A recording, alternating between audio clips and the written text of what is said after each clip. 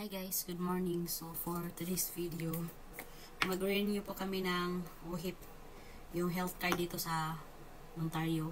Kasi pinapadala na po kami ng sulat na kailangan na namin i-renew bago ako manganak.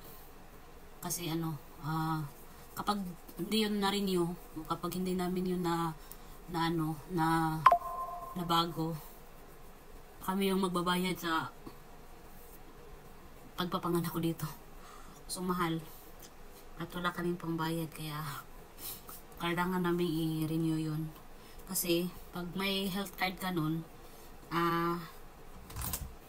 ladi sige dali dito ang kitaan.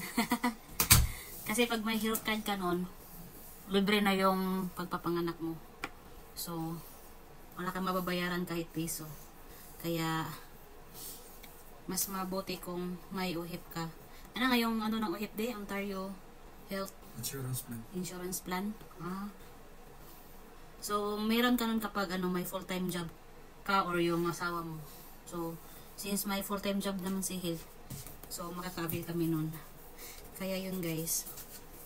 Kasi magkano yung mababayaran din kung wala kang half million. Yung nabasa ko sa Facebook noon, 10,000 CAD. 10,000 CAD, nasa na yun, mahigit half million sa peso. So malaking tulong yun sa amin, kaya i-renew na namin habang hindi pa ako umiiri, hindi pa ako nahihirapan.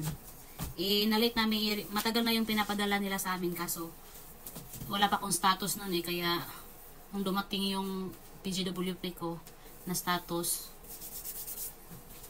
saka pa namin i-apply. Kaya yun guys.